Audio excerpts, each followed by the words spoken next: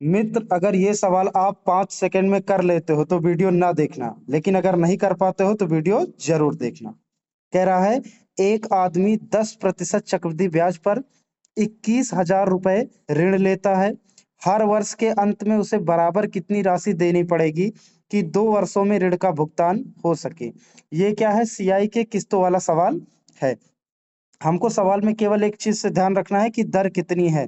तो दर कितनी है, 10% है। कितनी है, 10% है।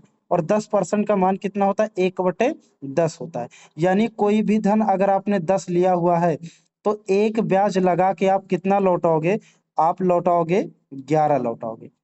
ओके। तो क्या कर रहा है, आपको सिंपल सा ये देखना है कि कौन सा ऑप्शन 11 से कटने वाला है।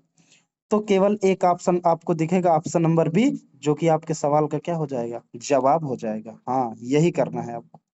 इसके पीछे का लॉजिक क्या है, हम आपको बताते हैं। क्या कह रहा है कि हर वर्ष के अंत में बराबर राशि देनी पड़ेगी, तो 2 वर्षों में, जब 2 वर्ष दिया जाता है बच्चा, तो क्या होता है, दर क्या होती है, पहले वर्ष आपकी इंस्टॉलमेंट जो आप लगाओगे 10 से 11 होती है, और दूसरे वर्ष इसका स्क्वायर हो जाती है, यानी 100 से कितनी हो जाती है, 121 हो जाती है। इसके पीछे का कॉन्सेप्ट है। किस्त हमेशा बराबर होती है, तो किस्तों को हम बराबर करते हैं, तो यहाँ पे 11 है, इसका मतलब हम यहाँ पे क्या कर देंगे, 11 से गुणा करा देंगे। यानी प्रत्येक किस्त हमारी कितनी हो जाएगी, 121 हो जाएगी। तो किस्त ही हमसे पूछे थे, यानी 121 से कटेगा। तो अगर 121 से कटे तो पक्का 11 से भी कटेगा, तो हम टाइम बचाएंगे, ऐसे ही अपने सवालों को क्या करेंगे, जवाब दे देंगे। ओके, चलते हैं अगले सवाल पे। अगला सवाल क्या कह रहा है, अगला सवाल कह रहा है, 11,000 की धनराशि का ऋण लिया गया, उसे दो एक समान वार्षिक किस्तों में वापस लौटा गया, 2 किस्तों में लौटा गया। उस पर चक्रवृद्धि ब्याज 20% वार्षिक देना है। तो बच्चा 20% का मान कितना होता है, 20% का मान आप कहोगे कितना होता है, 1/5 होता है। जिसको प्रतिशत का मान निकालना नहीं आता वो क्या करेगा, 20% यानी 20 बटे क्या कर देना है, 100 कर देना है। आप इसको काटोगे तो कितना आ जाएगा, 1/5 आ जाएगा।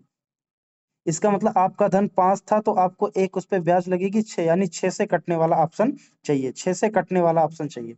और अगर अगर कभी भी ऐसा हो जाए 6 से कटने वाले 2 ऑप्शन आपको दिखे, तो ये देखना है कि 2 वर्षों की बात किया गया है।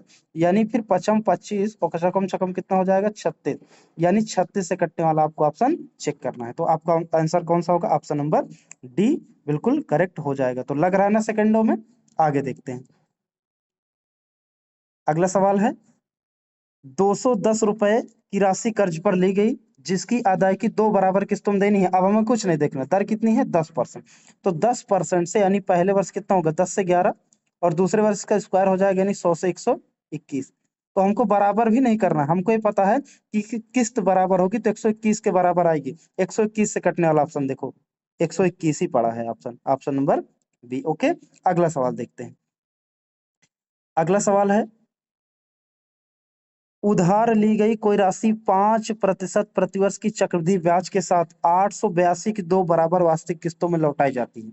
यानी आपकी किस्त का मान आपको दे दिया, तो 5% का मान कितना होता है, 1/20 होता है। यानी पहली जो आप किस्त पहले वर्ष लिखोगे वो कितना हो जाएगी, 20 से 21 हो जाएगी, और दूसरे वर्ष 20 का स्क्वायर और 21 का स्क्वायर, यानी 400 से कितना हो जाएगा, 400 से हो जाएगा 441 हो जाएगा। अब हमें क्या करनी, किस्त को बराबर करनी है, तो हम यहाँ पे 21 से क्या करवा देंगे, मल्टीप्लाई करवा देंगे। 21 से आप मल्टीप्लाई कराओगे तो 21 दूना 42, यानी यहाँ पे 420 हो जाएगा, और ये अपना 441 ही रहेगा। और दूसरे वर्ष कितना था, 400, इंस्टॉलमेंट आपकी वही 441 ही रहनी है। इंस्टॉलमेंट क्या रहनी है आपकी, 441 रहनी है। अब हो गया हमारा टोटल धन, ही हो गया, प्रत्येक किस्त हो गई। तो टोटल धन को हम जोड़ लेंगे, 0 2 4 4 8, यानी 820 आया। और किस्त अपनी कितनी है, 441, और 441 का मान यहाँ पे कितना दिया गया है, 882 की 2 बराबर किस्तों, यानी एक किस्त का मान 882 दिया हुआ है। तो बच्चा 441 का 882 कितना गुना दिख रहा है आपको, 2 ही गुना तो दिख रहा है, 2 गुना दिख रहा है ना। तो इसका मतलब जो धन होगा वो भी 820 का कितना होगा, 2 गुना होगा। तो 8 दूनी 16, यानी कितना हो जाएगा, 1640 हमारा राइट आंसर हो जाएगा, जो कि ऑप्शन नंबर किसमें है, सी में है। ओके, अगले सवाल पे बढ़ते हैं। अगला सवाल क्या कह रहा है, अगला सवाल क्या है, एक भवन निर्माता 2550 रुपए उधार लिए, तो उसे 4% वार्षिक चक्रवृद्धि ब्याज की दर पर 2 वर्षों के अंतराल में 2 बराबर वार्षिक किस्तों में लौटाना है, यानी आपकी किस्त का मान पूछा है तो फिर पूरा नहीं करना। 4% का मान कितना होता है? 1/25। 1 बटे कितना?